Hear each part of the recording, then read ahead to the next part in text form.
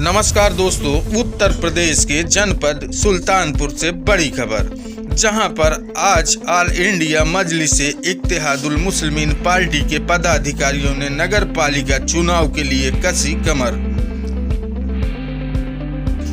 आने वाले नगर पालिका परिषद चुनाव और पार्षद के लिए चुनाव के लिए कमर कस ली।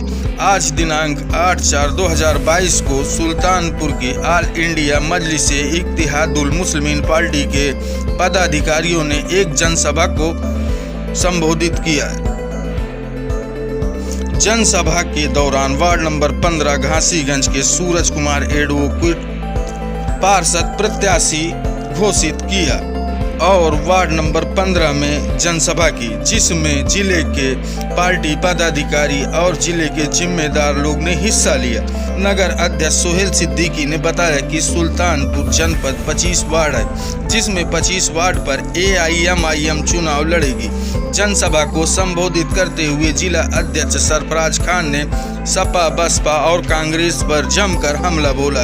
अध्यक्ष पद के लिए भावी प्रत्याशी सरताज आलम ने संबोधित के दौरान बताया कि हमारी पार्टी ऑल इंडिया मजलिस इत्तेहादुल मुस्लिमीन बाबा साहब भीमराव अंबेडकर के संविधान को बचाने का काम कर रही है और जो भारत में गरीब, मुस्लिम, शोषित, वंचित समाज है, उसकी आवाज़ हमारे वरिष्ठ असदुद्दीन ओवैसी साहब ने हमेशा पार्लियामेंट में उठाई और उठाते रहेंगे। उन्होंने बताया कि अगर मैं अध्यक्ष बनूंगा तो सुल्तानपुर में विकास के साथ साथ में गंगा जमुनी तहजीब को भी कायम रखूंगा। वहीं पर प्रत्याशी बनाए गए सूरज कुमार एडवोकेट ने कहा कि इस बार पार्षद बना तो सर्वप्रथम गभड़िया नाले के पास से घासीगंज जाने वाले मार्ग को पूरी तरह से पक्की सड़क बनवाऊंगा। लास्ट में संबोधित करते हुए प्रदेश सचिव दिलकश सुल्तानपुरी ने कहा कि हमें पूर्वांचल जोन की जिम्मेदारी दी गई है और मैं इस पर खरा उतरूंगा। आइए दिखाते हैं आपको सुल्तानपुर संवाददाता रिदान की खास रिपोर्ट।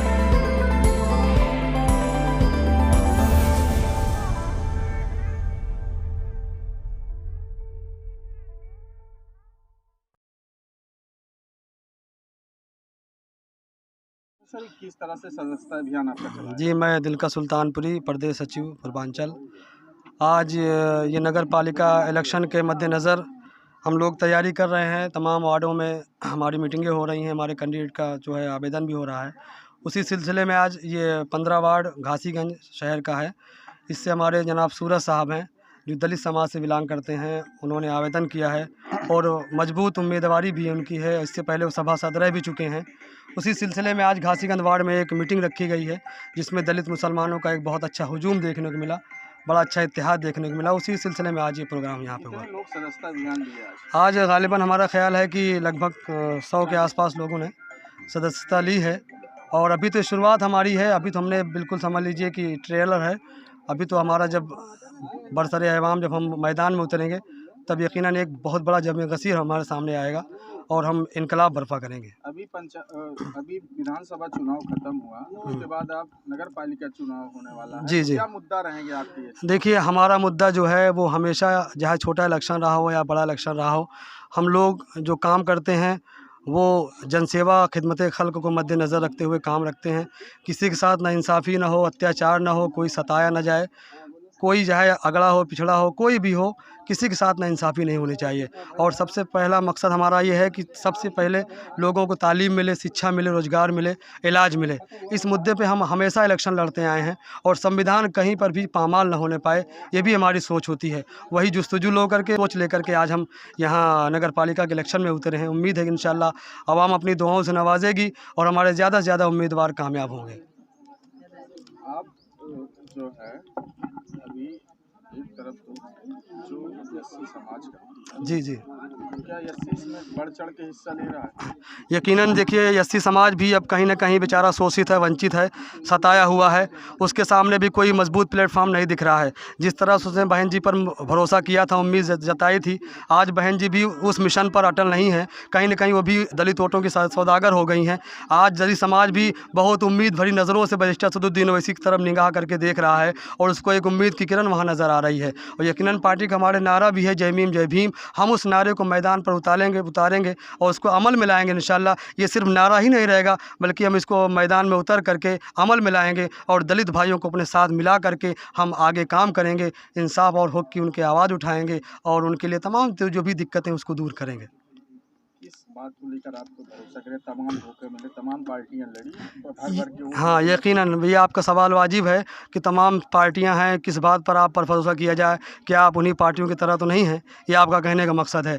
मेरे भाई देखिए, मैं सीना चीर के तो नहीं दिखा सकता कि मेरे दिल में क्या है, लेकिन हाँ इतना ज़रूर है कि मैं मिसाल देना चाहता हूँ कि 543 ऐवान पार्लियामेंट में हमारे 2 सांसद हैं। एक हमारा राष्ट्रीय अध्यक्ष जनाब बैरिस्टर सदुद्दीन ओवैसी साहब हैं और दूसरे इम्तियाज़ जलील साहब हैं। अभी आप देखिए, कहीं पर कोई जुल्म होता है, कोई तशद्दुद होता है, कोई ज़्यादती होती है, संविधान पर कहीं हमले होते हैं, तो 543 में अगर विपक्ष कोई आवाज़ बन करके उभरता है, दलितों, मुसलमानों, मजलूमों, पिछड़ों की आवाज़ कोई उठाता है, तो हमारा एक लीडर बैरिस्टर सदुद्दीन ओवैसी है। आप हैदराबाद का मॉडल देखिए, वहाँ पर तालीम के मैदान में जनाब हमारे हबीबी मिल्लत अकबरुद्दीन ओवैसी साहब कम से कम 15-16 हज़ार बच्चों को फ्री ऑफ कास्ट एजुकेशन दे रहे हैं और वहाँ पर इलाज के लिए उन्होंने बड़े बड़े अस्पताल खोले हैं, असरा हॉस्पिटल है, ओवैसी हॉस्पिटल है, और हमारे नकीब मिल्लत असदुद्दीन ओवैसी साहब हैदराबाद में वो मॉडल कायम कर दिए हैं। तो वही मॉडल हम चाहते हैं कि सुल्तानपुर में कायम हो, यहाँ पर अच्छे स्कूल कायम हो, अच्छे अस्पताल कायम हो, नगर पालिका में हमारे नुमाइंदे जाएँ, जीत करके हमारे दलितों की आवाज़ उठाएँ और हमारे मजलूमों की आवाज़ उठाएँ